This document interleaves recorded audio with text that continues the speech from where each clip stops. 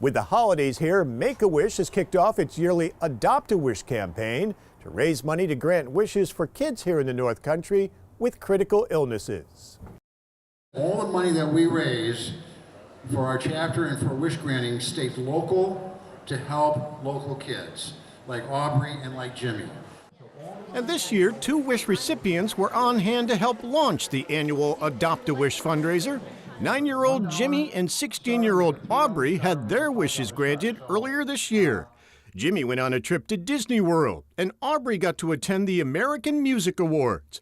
Now, as Wish ambassadors, both say they like giving back, helping to provide hope and comfort to other kids in need. It was something so positive to look forward to experience. The Adopt-A-Wish booth will be set up at Champlain Center in Plattsburgh and Aviation Mall in Queensbury through December 31st, selling stars to raise money for kids' wishes. And you can find a full list of locations, businesses, and schools offering the Adopt-A-Wish stars at the Make-A-Wish Northeast New York website. You can also call the local coordinator, Lorretta Cappiello, to learn more about becoming a volunteer.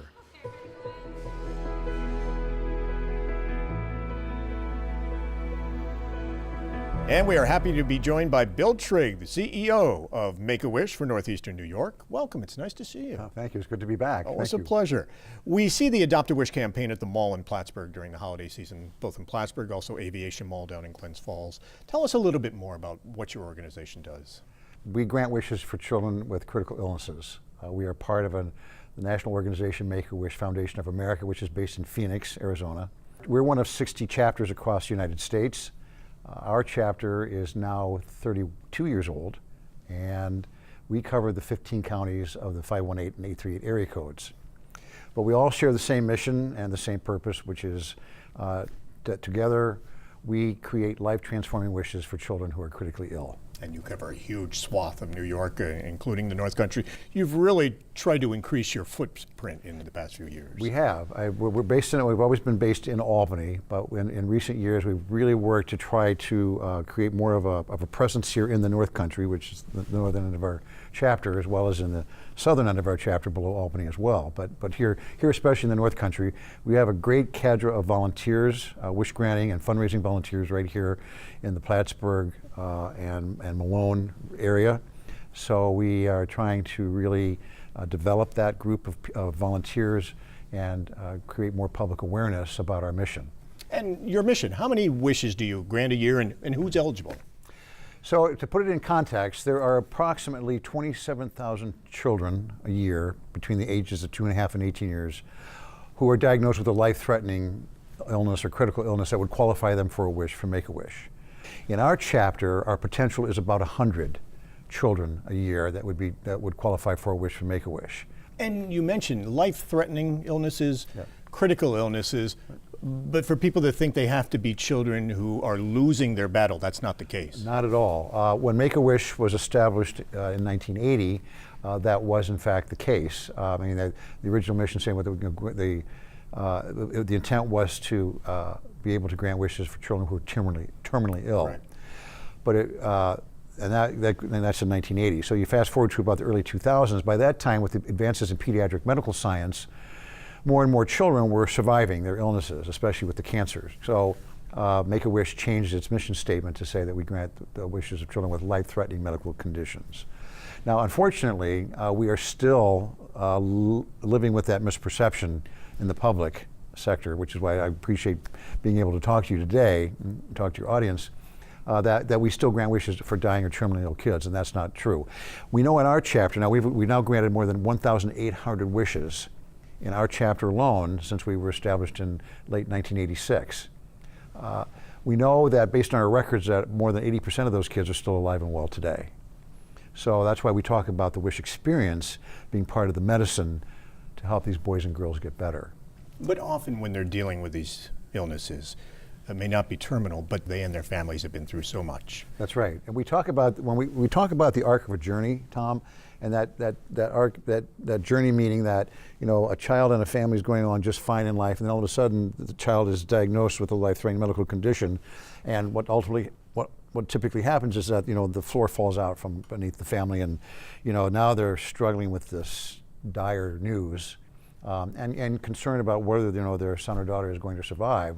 So there, there's a dip, in their well-being, and then Make-A-Wish comes along, and then all of a sudden, with that conversation with the child and the family about what this child or teenager could have, could do, could be, or who they could meet, all of a sudden now they get this sense of hope and energy and anticipation and joy. And so then all of a sudden they go on this upward trajectory and in anticipation of this wish experience. And ultimately what happens, and we talk about in this trajectory upward, they end up doing, they end up doing more and being more in life than they might have otherwise. And so that, to me, that's one of the great things that I love about Make-A-Wish, is that our Wish kids do more and be more in life than they ever thought possible. And you talk about the wishes. So often it's to go someplace special, to go on an adventure of a lifetime, to meet a celebrity, to meet a sports hero. And we've heard so many of the stories of where the kids really end up visiting fantastic places and meeting incredible people. Officially, we grant 4 categories of wishes. I want to be somebody special. I want to have something special, special gift wish. I want to a destination wish. I want to go somewhere special. And the 4th category is I want to meet a celebrity, meet somebody special. We have an unofficial 5th category, which is I want to give back. This past summer, we granted our 4th I want to give back wish here in the history of our chapter for Alyssa Fenton right here in Plattsburgh, who wanted to give back through SUNY Plattsburgh to their Alzheimer's Center there. She's a 16-year-old from Lewis, New York. And, yes. And so instead of going someplace special, meeting someone special, she took that money. She volunteers there at the Third Age Adult Day Center, which is on the SUNY Plattsburgh campus, as you mentioned. Her mom works there. But what an inspiring story that was, to pay it forward, to say, thank you for thinking of me and granting me this wish, but I really want to donate this $8,000 to this Adult Day Center. It is incredible. For folks that want to help out, obviously the Adopt a Wish, is this the biggest fundraiser for you that you're kicking off right now? Yes, the Adopt a Wish holiday campaign is the one that is an actual campaign that actually goes about 6 weeks long. There are paper ornaments that they can purchase. Paper Star ornaments, yes, that feature. Now, we have 8 ambassadors altogether, 6 in the Greater Capital Region and Tri-Counties region, and then we have 2 ambassadors right here in the North Country, James and Aubrey, that we're excited to have as our ambassadors for the campaign this year up here. The thing about the Adopt a Wish holiday campaigns, we have 3 focuses. The first is selling the stars at the various malls. Mm-hmm. Like Champlain Center here, and then, as you mentioned, Aviation Mall down in Glens Falls, and others down in the Albany area. Right. The second component is selling them through businesses. And thanks to my Chief Operating Officer and my development team, we've been doing more outreach to the business communities, especially up here in Plattsburgh, in Malone, and in Lake Placid, to get more businesses involved in actually selling the stars either to their customers or to their employees or both. Mm-hmm. And then the third component is outreach to the schools, elementary schools, middle schools, and high schools, getting them involved in selling the stars locally into their students at $1 a piece.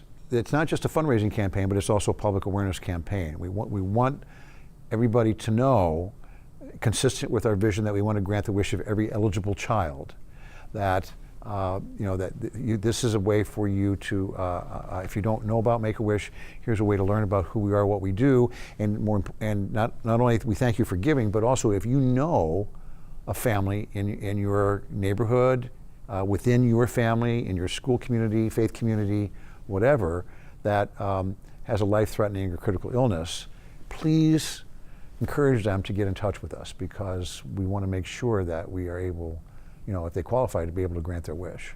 And are you always looking for volunteers? Absolutely. We're always, in fact, right here up here in the North Country, we are looking to bolster our wish granting volunteer corps. And if folks are interested? And if folks are interested, they can contact us at 518-456-9474 or through our website, which is www.neny.wish.org.